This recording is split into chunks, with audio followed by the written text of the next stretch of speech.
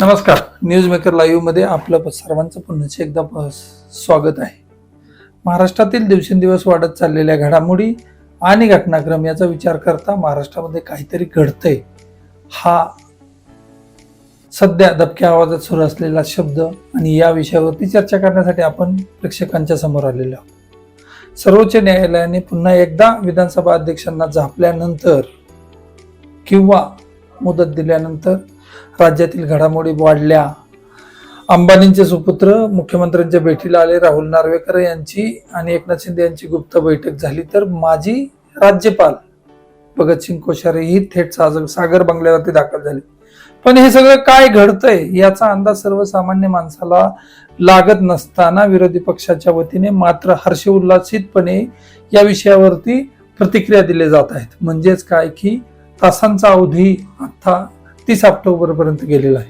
परंतु गेली 16 महिने सुरू असलेला हा संघर्ष खरंच कुठल्या दिशेला जाणार हे खरं पाहणं गरजेचं आहे.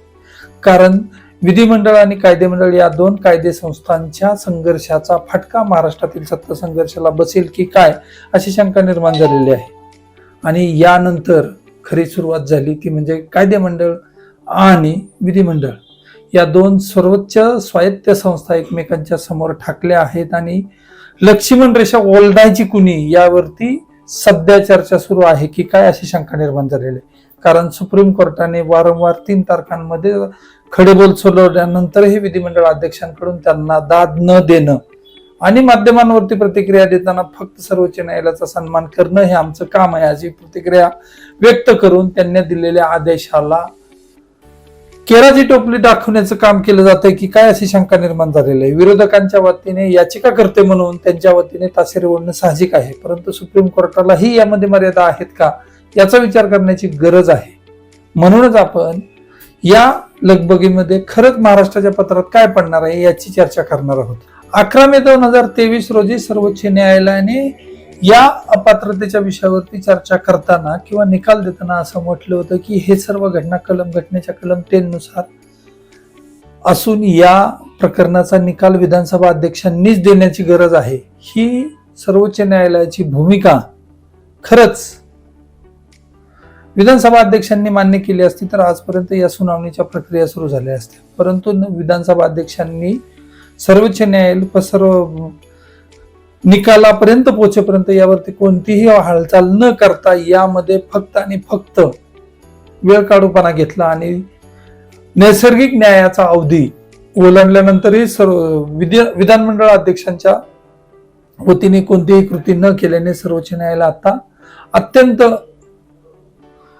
नाराज असल्यामुळे कोणताही निर्णय घेण्याची शक्यता आहे. याच दरम्यान घडलेल्या घटनांचा विचार केला तर विधानसभा अध्यक्षांची भूमिका, त्यानंतर लोकसभा अध्यक्ष आणि दिल्लीतल्या बैठका या सर्व गोष्टींचा विचार केला तर आगामी काळामध्ये महाराष्ट्राच्या या सत्ता संघर्षाच्या पुढच्या अंकामध्ये विधिमंडळ आणि कायदेमंडळ या दोन मंडळांमध्ये उभा संघर्ष पेटल्याशिवाय राहणार नाही की काय अशी शंका निर्माण झालेली आहे. याचं कारण नेमकं काय आहे तर या मागचं खरं कारण विचार केला तर अधिकारशास्त्राच्या मर्यादा याचा विचार करता सर्वोच्च न्यायालय आजच्या तारखेलाही विधानसभा अध्यक्षांच्या अधिकारांवरती गदा आणण्यास इच्छुक नाही. परंतु विधानसभा अध्यक्षांचं अतिसंत वागणं हे सर्वोच्च न्यायालयाच्या पचनी पडत नाही आणि या गोष्टीला कुठली तरी कालमर्यादा असावीत म्हणून 30 ऑक्टोबरची दिलेली मुदत आणि त्यानंतरही सर्वोच्च न्यायालयाकडून मुदत कार्यप्रणाली जाहीर करताना किंवा विधानसभा अध्यक्षांची कार्यप्रणाली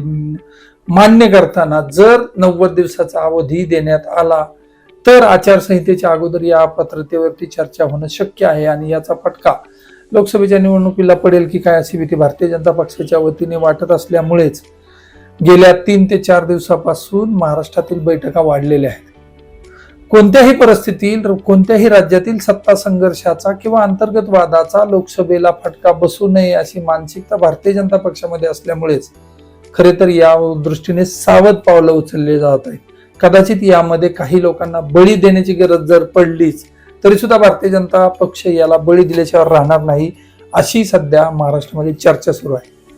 परंतु घटनेच्या नियमाप्रमाणे जर विचार केला तर सुप्रीम कोर्ट सुद्धाही यामध्ये अत्यंत ताशेरे ओढत इन्व्हॉल्व्ह झालेला आहे किंवा त्यामध्ये त्यांनी आपला महत्वाचा ठरवण्याचा चंग बांधलेला आहे. म्हणूनच की काय रबाब नेहमी या केस या घटनापीठाला सुद्धा क्रॉस चेक करण्यासाठी सर्वोच्च न्यायालयाने पावले उचललेले आहेत. आणि या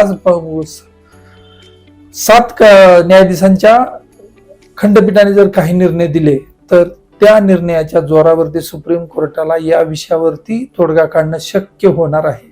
याची जाणीव सर्वोच्च न्यायालयाचे सरन्यायाधीश धनंजय चंद्रचूड यांना झालेली आहे. म्हणूनच त्यांनी विधिमंडळ आणि कायदेमंडळ यांचा सावता स्वभाव होणार याची जाणीव लक्षात घेऊनच आपली सावध पावले उचलण्यास सुरुवात केली.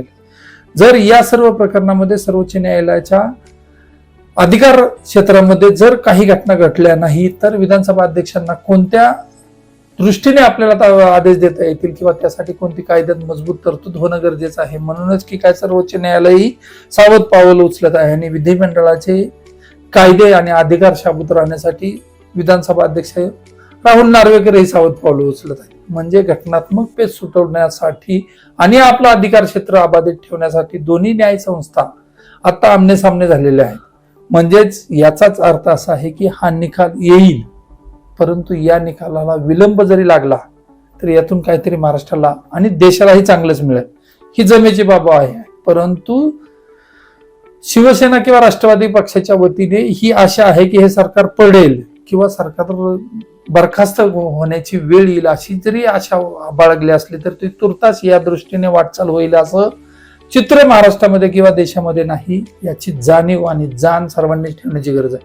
आता सध्या शिवसेनेचे 16 आमदार अपात्र हा छोटासा विषय नसला तरी हा लढाई आता बॅटल 2 न्याय व्यवस्थांमध्ये सुरू आहे. विधिमंडळ जे कायदे बनवतं आणि कायदेमंडळ ज्या कायद्यांची अंमलबजावणी करतात. आणि याचा अंक मागच्या सुनावणीच्या वेळेस महाराष्ट्रातील जनतेला माहिती आहे. कारण सुप्रीम कोर्टाने ताशेरे ओढल्यानंतर तुम्ही लवादाप्रमाणे तुम्ही वागणं गरजेचं आहे आणि तुमचा निर्णय न्यायालयामध्ये दाद मागण्यास पात्र आहे अशी भूमिका घेतल्यानंतरही विधानसभा अध्यक्ष राहुल नार्वेकर यांनी ही भूमिका घेतली की विधिमंडळाचे जे अधिकार आणि कार्यक्षेत्र आहे किंवा कार्यसीमा आहेत यामध्ये कोणीही हस्तक्षेप करू शकत नाही याची वारंवार करणारी स्पष्टोक्ती यावरून हे लक्षात येत आहे की महाराष्ट्रामध्ये सध्या सुरू असलेला सत्ता संघर्ष मिटण्यापेक्षा अधिक तीव्र आणि न्यायव्यवस्थेच्या लेवलवर अधिक तीव्र आणि न्यायव्यवस्थेच्या स्तरावरती जुंपला आहे. म्हणून सर्वोच्च न्यायालय आणि विधिमंडळ या 2 न्यायव्यवस्था आता द्वंद्वाच्या परिस्थितीत आणि युद्धाच्या भूमिकेत आहेत की काय अशी भूमिका सध्या घेतली जात आहे. आगामी काळात सर्वोच्च न्यायालय 30 तारखेनंतर कोणती भूमिका घेत आहे हे जनतेला कळेलच.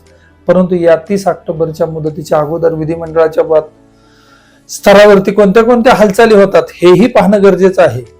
म्हणून आगामी काळात होणाऱ्या घडामोडींवरती आपण वारंवार प्रेक्षकांच्या समोर भेटणार आहोत.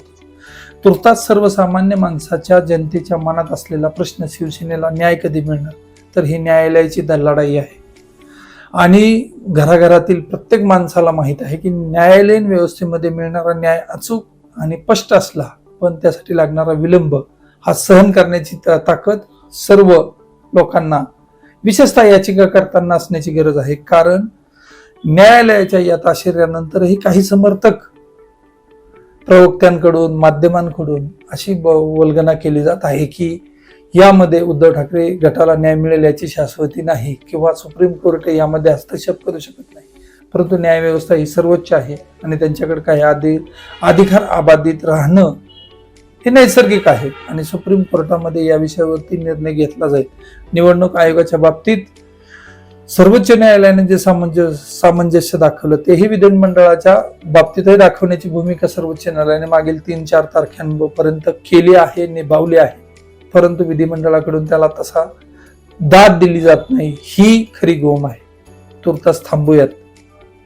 महाराष्ट्रातील सत्ता संघर्षावरती होणाऱ्या घडामोडीवरती वारंवार चर्चा करण्यासाठी आपण प्रेक्षकांच्या समोर येणारच आहोत. आमचा हा व्हिडिओ तुम्हाला कसा वाटला अवश्य कळवा. आमच्या चॅनलला लाईक करा, शेअर करा. पुन्हा भेटूया. धन्यवाद.